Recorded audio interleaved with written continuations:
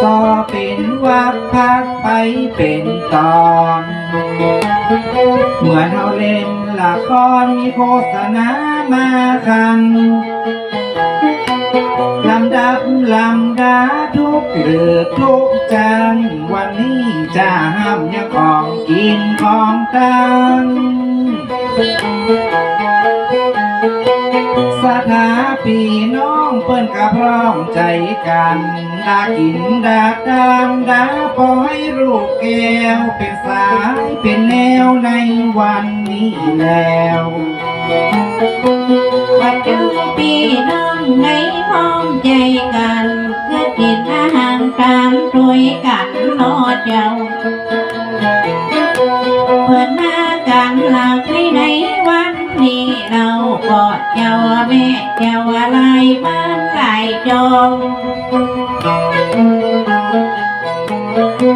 ว่าได้ละไว้อย่างได้งัวมองว่าใจเจ้ามอนะเก็บกะมาออกใจให้ความตั้งใจในวันนี้แล้วเพิ่นมากันหลายเพิ่นก็มากันแต่เจ้าพ่อนายแม่มาแว่ในการแว่ในงานดาปล่อยลูกแก้ววันนี้วันดาวันผูกวันแล้วพี่แก้วน้องแก้วหลายบ้านหลายจองได้เอาบ้านไปจองเอาซองไปหาพี่น้องวงศาดาปล่อยที่นี่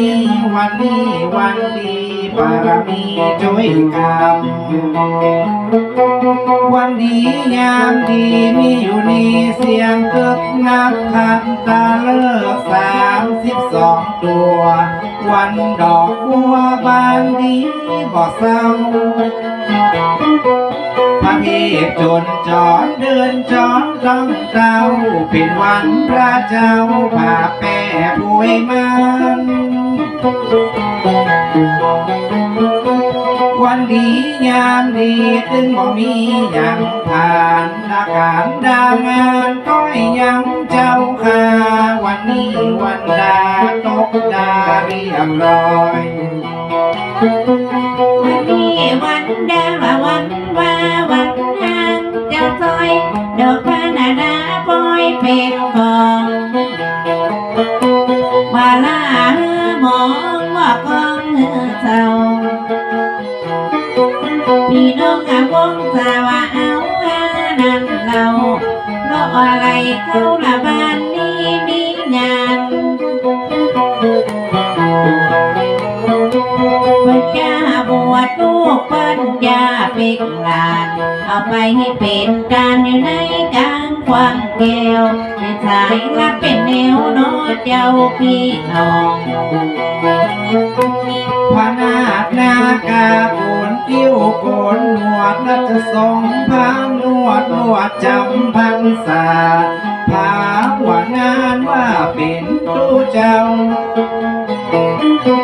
อย่าตอบแทนคุณน้ำนมน้ำเขาพ่อแม่เป็นเจ้าได้เลี้ยงลูกมาถึงเวลาแล้วหน้าแก้วสายตาอย่าได้กราบคุณลาเอาไปเป็นทุกเจ้าคอยตั้งใจเอาในวันนี้แล้วอย่าบวชตอบคุณแทนคุณนั่นนาปิตามารดาผู้บังเกิดเก่าได้เลี้ยงได้ดูอาบน้ำป้อนเขาจนพระนาคเจ้าใหญ่นากาบังจะไปตกละมานาอยู่ยังกลางวิหารยกเป็นตาย่อสาใส่เก้าเต่าดอยเต่าเขาในวันนี้แล้วอาณาเจ้านาตนไปบวชโกนคิ้วโกนหนวดเอกเก้าเกษาอย่าไปบ้านน้ำราชาโน นาเจ้าดอกคุณนะแดงคุณนะพ่อมิ่งแค่นั้นเราเรียกดูลูกเราใหญ่หน้ากาบานนาบุญนะเจ้านักกระสมบานเจ้าลายให้ลูกพ่อจะได้เป็นพระเป็นเจ้า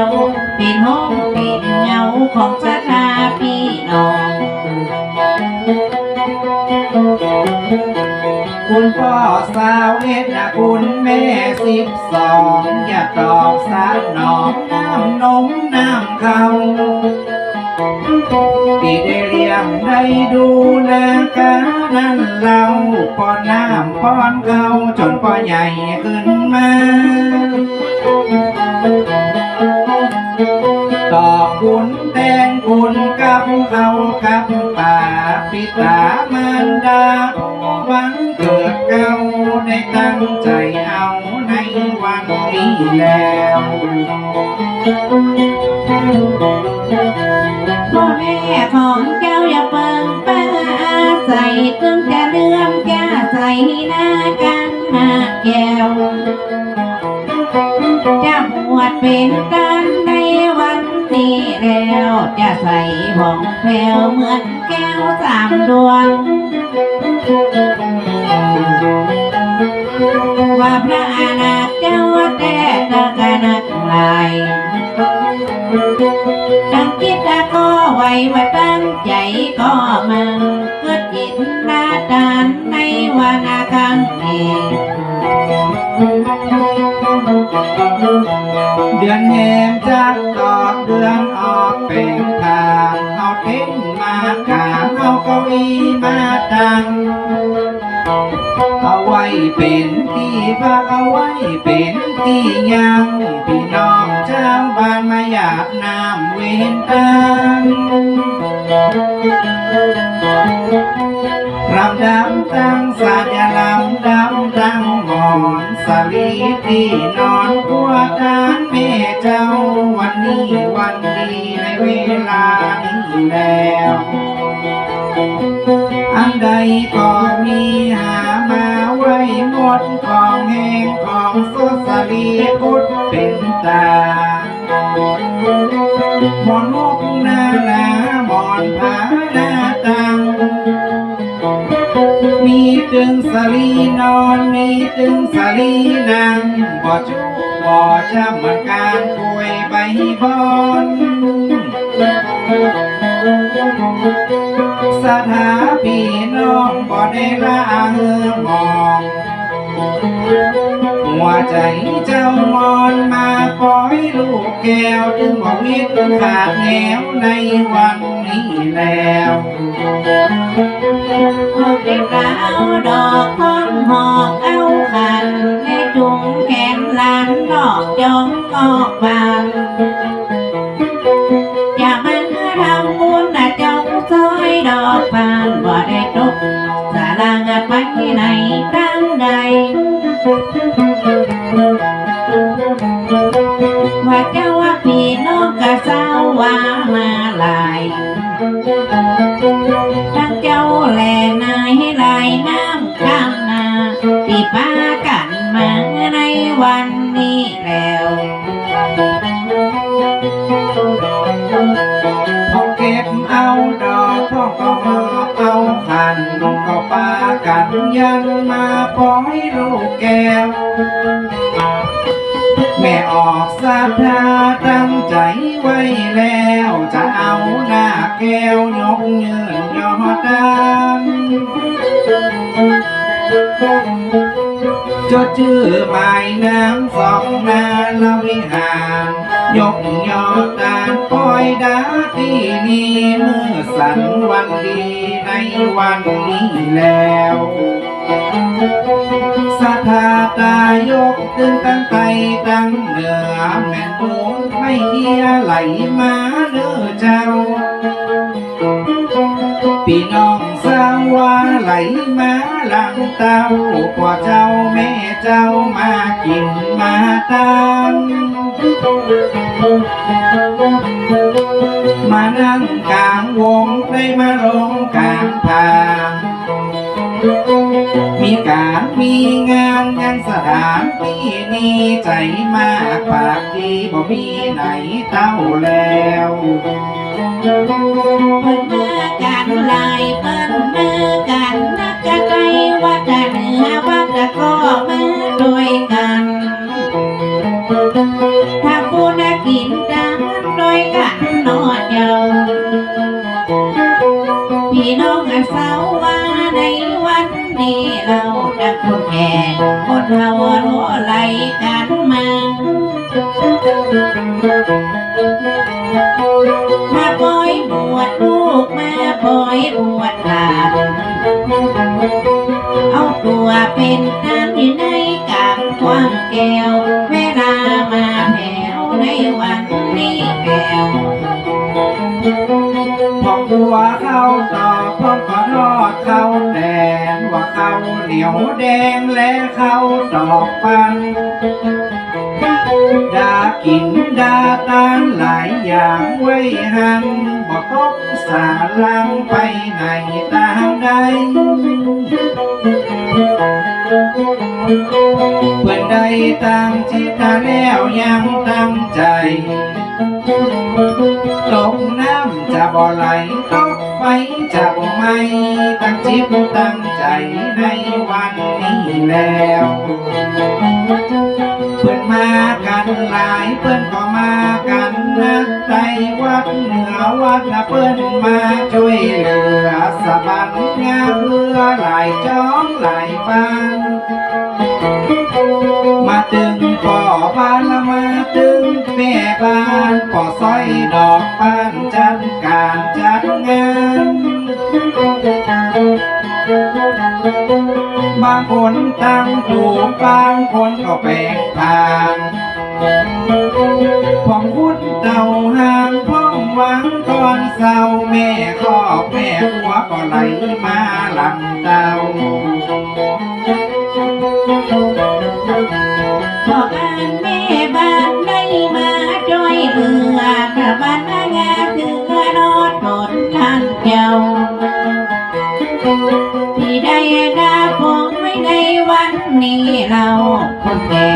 คนเฮาพร้อมกันทุกคนเพิ่นก็จากกันผลบุญกุศลจะบ่อับบ่จนสิ่งใดดังงานได้พร้อมใจกันนะพงบ้านนะพี่น้องว่าบ้านสาวาตั้งจูกตั้งผามลำดับลำบ้านกัวตานแม่เจ้าของกินของตานมีหลายแต่เล่าของเหม็นของเน่าเพื่อนบ่เอามาตานจะลำดับลำดาตั้งจูกตั้งผามกัวกินกัวตานคอยดาลูกแก้วเป็นสายเป็นแนวในวันนี้แล้วพี่น้องบ้านนี้ตั้งจูกตั้งผามตั้งก้อยตั้งรามเพิ่นเอาอย่างมาตั้ง